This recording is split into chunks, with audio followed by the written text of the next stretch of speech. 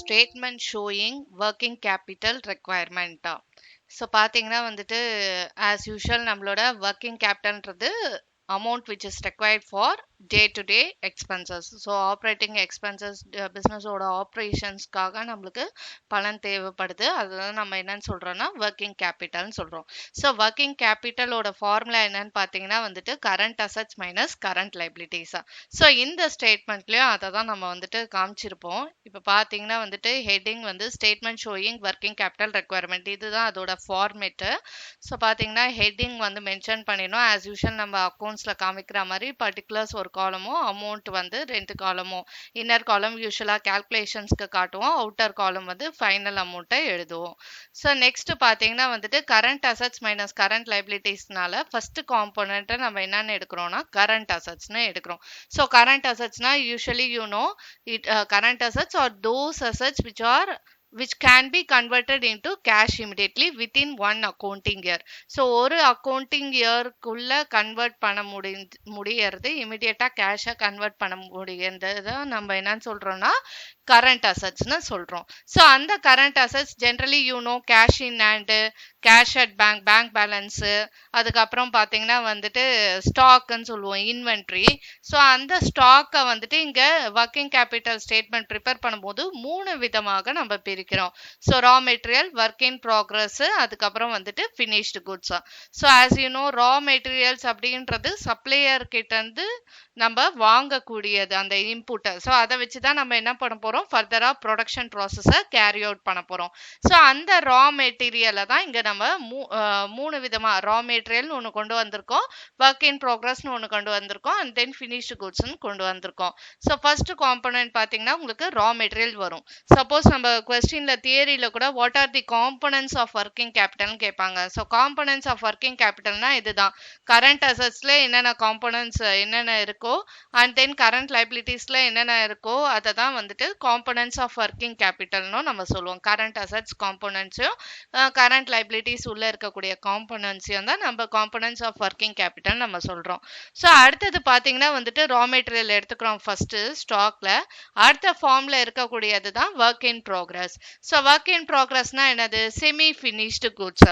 அதாவது வந்து அது 90% வந்து ப்ராசஸ் பண்ணி இருக்கக்கூடிய ஸ்டேஜும் சொல்லலாம், இல்லை 10% ரா மெட்டீரியல்லேருந்து கொஞ்சம் ப்ரொடியூஸ் பண்ணி வச்சிருந்ததை கூட 10% or 90% or 50% whatever might be, இன்னும் ஆனால் வந்து ஃபுல்லாக கம்ப்ளீட் ஆகாததை நம்ம என்னன்னு சொல்றோம்னா ஒர்க் இன் ப்ராக்ரஸ்ன்னு நம்ம சொல்றோம். ஸோ அந்த ஒர்க் இன் ப்ராக்ரஸ்ல பார்த்தீங்கன்னா 3 உள்ள வந்துட்டு நம்ம கால்குலேஷன் பண்ணும்போது 3 எடுக்கிறோம். பிகாஸ் ஒரு ப்ரொடக்ஷன் ப்ராசஸ் நம்ம கேரி அவுட் பண்றோம்னா அதுல ரா மெட்டீரியல் நம்ம இன்வால்வ் பண்றோம். ஓகேங்களா? ஸோ இதுக்கு யூஸ்வலா நம்ம வந்துட்டு 100% ரா மெட்டீரியல்ல நம்ம யூட்டிலைஸ் பண்றதுனால 100% இதுல எடுத்துப்போம். அடுத்தது வந்துட்டு பாத்தீங்கன்னா டைரக்ட் வேஜஸும் ஓவர் ஹெட்ஸும் 50-50% எடுத்துப்போம். ஸோ அது வந்து சம் போடும்போது உங்களுக்கு வந்துட்டு புரியும். So uniformly through the year அப்படின்ற மாதிரிலாம் கொஸ்டின்ல ஈவன்லி த்ரூ தி இயர் அந்த மாதிரிலாம் கொடுத்துருப்பாங்க. ஸோ அப்படின்னா என்னன்னா ஒரு ப்ரொடக்ஷன் ப்ராசஸ் கேரி அவுட் பண்ணும்போது ரா மெட்டீரியலை முழுக்க நம்ம பயன்படுத்துறோம், 100% நம்ம பயன்படுத்துறோம். அண்ட் வேஜஸ், டைரக்ட் வேஜஸ் இல்லைன்னா டைரக்ட் லேபர் இந்த மாதிரி நம்ம கொஸ்டின்ல கொடுத்துருப்பாங்க. That means you are involving some workers, some லேபர்ஸை வந்து யூஸ் பண்றீங்க ஸோ உங்களோட ப்ரொடக்ஷன் ஆக்டிவிட்டீஸ்க்கு. ஸோ அதை தான் வந்துட்டு அவங்களுக்கு பே பண்றத டைரக்ட் வேஜஸ்ன்னு சொல்லுவோம், இல்லைன்னா டைரக்ட் லேபர்னு சம் ஆஃப் தி கொஸ்டின்ஸ்ல கொடுத்துருப்பாங்க. 3மே இன்வால்வ் பண்றோம் நம்ம. அதனால தான் ஒர்க் இன் ப்ராக்ரஸ்ல 3 இது காம்பனன்ட்டும் நம்ம காட்டுறோம்.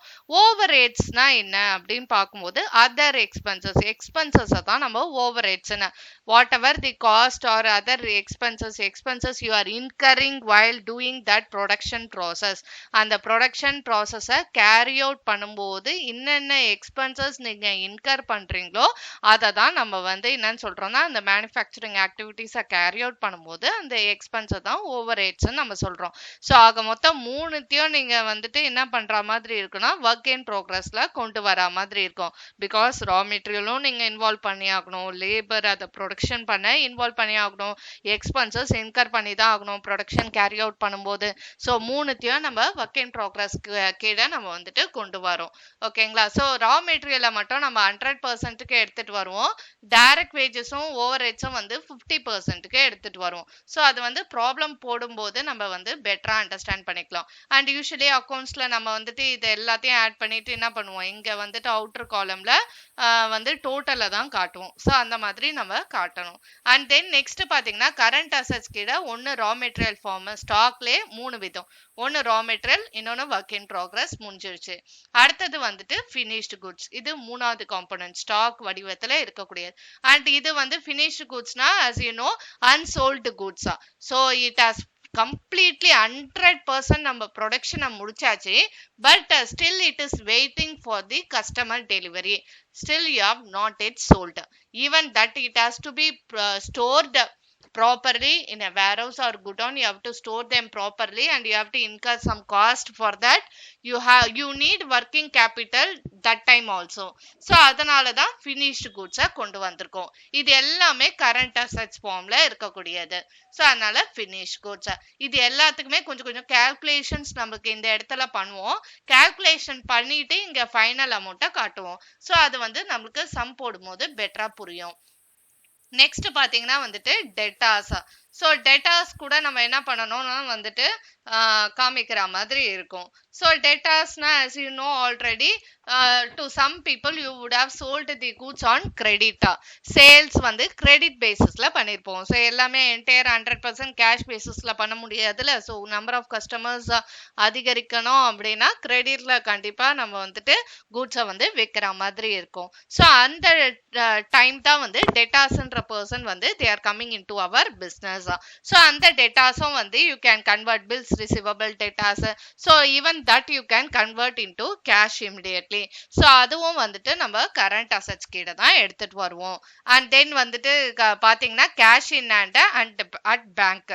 ஸோ இது வந்து most liquid form of asset, current அசெட்னு தான் நம்ம சொல்லணும். ஸோ நம்ம கையில இருக்கக்கூடிய கேஷும் அண்ட் பேங்க்ல டெபாசிட் பண்ண அமௌண்ட்டும் போத் வந்து cash in hand at at bank whatever might be. So that also comes under the current assets. So current அசெட்ஸ்னாலே இந்த காம்போனன்ட்ஸ்லாம் தான் வரும். ஸோ ஒர்க்கிங் கேபிட்டல் ரெக்குவயர்மெண்ட் ஸ்டேட்மெண்ட்ல ஃபர்ஸ்ட் எது இடம் பிடிக்குதுன்னா current assets. So raw material, work in progress, finish goods, இது மூணுமே ஸ்டாக் வடிவத்துல இருக்கக்கூடியது. அடுத்தது டெட்டாஸ், அப்புறம் cash in hand and at bank. Sometimes prepaid expenses most probably நம்மளுக்கு அந்த அளவுக்கு கொடுக்க மாட்டாங்க. So other than this current assets என்னென்னலான்றது உங்களுக்கு தெரிஞ்சிருக்க வாய்ப்பு இருக்கு. ஸோ வந்துட்டு ப்ரீபெய்ட் எக்ஸ்பென்சஸ், அதுக்கப்புறம் வந்துட்டு அக்ரூட் இன்கம், இதெல்லாம் கரண்ட் அசெட்ஸ் கீழே தான் வரும். ஸோ மோஸ்ட் ப்ராபப்ளி நம்ம ப்ராப்ளம்ஸ்ல அதெல்லாம் கேட்க மாட்டாங்க. ஸோ கரண்ட் அசெட்ஸ்னா இதுதான். அடுத்தது நெக்ஸ்ட் பாத்தீங்கன்னா செகண்ட் காம்போனன்ட் எதை கொண்டு வரோம்னா கரண்ட் லைபிலிட்டிஸை கொண்டு வரோம். ஸோ கரண்ட் லைபிலிட்டிஸ்னா என்ன, or those liabilities which has to be repaid within one accounting year. So ஒரு accounting year குள்ள பே பண்ண வேண்டிய, செட்டில் பண்ண வேண்டிய debt, short term debts or dues, you have to fulfill that short term obligations. So within one accounting year. Okay, so immediate pay பண்ண வேண்டியது, not like a bank loan which you have taken for 5 years or 10 years. That all will come under long term liabilities. So debentures இதெல்லாம் long term liabilities கீழே வரும். short term liabilitiesனா like bank overdraft facility உங்களுக்கு bank கொடுத்துருப்பாங்க அந்த பிசினஸ்க்கு. So over that amount, above that limit அவங்க வந்துட்டு இது வரைக்கும் you can withdraw அப்படின்ற மாதிரி வந்துட்டு ஃபெசிலிட்டி கொடுப்பாங்க கரண்ட் அக்கௌண்ட் ஹோல்டர்ஸ்க்கு. ஸோ அந்த மாதிரி பேங்க் ஓவர் டிராஃப்ட், அதுக்கப்புறம் கிரெடிட்டார்ஸ்ன்ற ஒரு பர்சன் பிக்சர்க்குள்ள வராங்க. ஸோ கிரெடிட்டார்ஸ்னா யாருன்னு உங்களுக்கு தெரியும். நம்ம கிரெடிட் பர்ச்சேஸ் பண்ணும்போது வரக்கூடிய பர்சன், அந்த சப்ளையரை தான் நம்ம வந்துட்டு கிரெடிட்டார்ஸ்ன்னு சொல்றோம். So they have to be repaid within one accounting year or within that maturity பீரியட்குள்ள நம்ம வந்துட்டு பே பண்ற மாதிரி இருக்கும். ஸோ ஜென்ரலி ரா மெட்டீரியல்ஸை வச்சு தான் இதை வந்து நம்ம கிரெடிட்டார்ஸோட அமௌண்ட்டை வந்துட்டு நம்ம கால்குலேட் பண்ணுவோம். பிகாஸ் ரா மெட்டீரியல்ஸை தான் நம்ம சப்ளையர் சப்ளையர் கிட்ட இருந்து என்ன பண்றோம்னா கிரெடிட்ல வந்து பர்ச்சேஸ் பண்றோம். ஸோ டெட்டாஸ்னா you should associate with credit sales. ஓகேங்களா. அண்ட் கிரெடிட்டாஸ்னா கிரெடிட் பர்ச்சேஸோட அசோசியேட் பண்ணும். குறிப்பாக இந்த இடத்துல ரா மெட்டீரியல்ஸோட நம்ம ரிலேட் பண்ணி பார்க்கணும். And then what are the other திங்ஸ்ன்னு பார்த்தீங்கன்னா அவுட்ஸ்டாண்டிங் வேஜஸ், அவுட்ஸ்டாண்டிங் எக்ஸ்பென்சஸ், இந்த மாதிரி ஏதாவது டீடைல் கொடுத்தா. So what is meant by outstanding overheads, outstanding எக்ஸ்பென்சஸ்னா அதாவது வந்துட்டு you have to pay them no but you are not going to pay it now, in future you will be paying.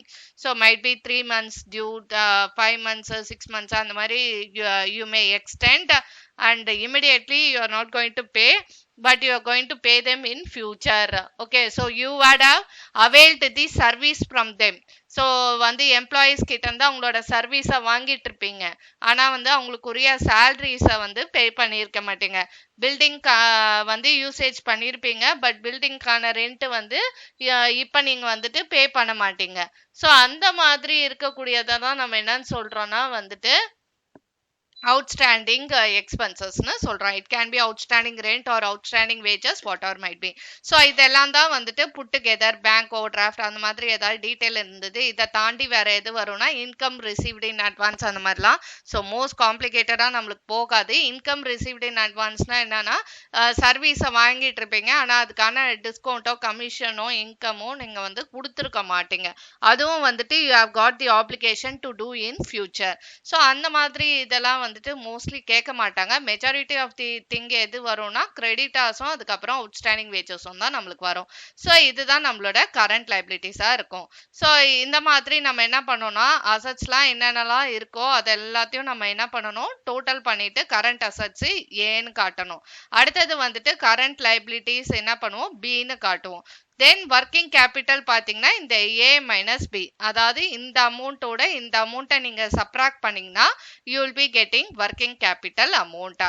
அதுக்கப்புறம் வந்துட்டு சில கொஸ்டின்ஸில் பார்த்தீங்கன்னா கண்டிஜென்சிஸ் ப்ரொவைட் 10% ஃபார் கண்டிஜென்சிஸ்ன்னு கொடுத்துருப்பாங்க. So what is meant by that கண்டிஜென்சிஸ்னா அன்அவாய்டபிள் சர்க்கம்ஸ்டான்சஸ்னால வந்துட்டு நம்மளுக்கு சர்டைன் அமௌண்ட் எப்பயுமே நம்ம வந்துட்டு கையில் வந்துட்டு வச்சிருக்கணும். ஓகேங்களா. ஃபேமிலியிலே நம்ம வச்சிருக்க மாதிரி அதே மாதிரி நம்ம என்ன பண்ணுவோம், பிஸ்னஸ்லேயே வந்துட்டு ஒர்க்கிங் கேபிட்டல் இவ்வளோதான் நம்மளுக்கு ரெக்குவயர்மெண்ட் அப்படின்ற மாதிரி கிடையாது. அதையும் தாண்டி நம்ம என்ன பண்ணணும்னா we must have certain amount like provision or like reserves மாதிரி நம்ம வந்து வச்சிருக்கணும். ஸோ அந்த அமௌண்ட்டை தான் நம்ம என்னன்னு சொல்றோம்னா வந்துட்டு ப்ரொவிஷன் ஃபார் கண்டிஜென்சிஸ்னு. I have not given here actually, you have to add. Okay, so add 10% contingencies அப்படின்னு கொடுத்தாங்க அப்படின்னா கொஸ்டின்ல மென்ஷன் பண்ணியிருந்தால் இந்த அமௌண்ட் இருக்கு பாத்தீங்களா, இதுல 10% எவ்வளோ வருதுன்னு கால்குலேட் பண்ணிட்டு அந்த அமௌண்ட்டை இங்க போட்டுட்டு ஃபைனலா வந்து ஆட் பண்ணி நம்ம காட்டணும். அதுதான் உங்களோட நெட் ஒர்க்கிங் கேபிட்டல் ரெக்வயர்டுன்னு எழுதுவோம். சப்போஸ் வந்து கண்டிஜென்சிஸ் அந்த ப்ராப்ளம்ல இல்லவேனா அப்ப நம்ம என்ன பண்ணணும்னா இதோட நிறுத்திப்போம் நம்ம problem. But if they have give, இதுதான் நம்மளோட நெட் ஒர்க்கிங் கேபிட்டல் ரெக்வயர்டுன்னு எழுதுவோம் இந்த இடத்துல. பட் வந்து நம்மளுக்கு ப்ரொவிஷன் ஃபார் கண்டிஜென்சிஸ் ப்ரொவைட் 10% கொடுத்துருந்தாங்கன்னா அப்ப நம்ம என்ன பண்ணோம், ஆட் 10% ப்ரொவிஷன் ஃபார் கண்டிஜென்சிஸ்ன்னு போட்டு இதுல 10% இன்டூ 10/100 இந்த அமௌண்ட்ல கண்டுபிடிச்சி அதை போட்டு ஃபைனலா ஆட் பண்ணி நெட் ஒர்க்கிங் கேபிட்டல் ரெக்வயர்டுன்னு சொல்லிட்டு அந்த அமௌண்ட்டை நம்ம வந்து இங்க போடுவோம். ஸோ இதுதான் வந்துட்டு statement showing working capital requirement. This is a very important question, 10 mark question. So இதுல பாத்தீங்கன்னா வந்து சின்ன சின்ன கால்குலேஷன்ஸ்லாம் நம்ம இந்த இடத்துல பண்ணுவோம். ஸோ அது எப்படி பண்ணலாம் அப்படின்றத நெக்ஸ்ட் நம்ம வந்துட்டு டிஸ்கஸ் பண்ணலாம். பட் இதுதான் வந்து பேசிக்கா இதுதான் நம்மளுக்கு வந்துட்டு ஃபார்மேட் எப்படி வந்து கால்குலேட் பண்ணோம் அப்படின்றத working capital, net working capital required.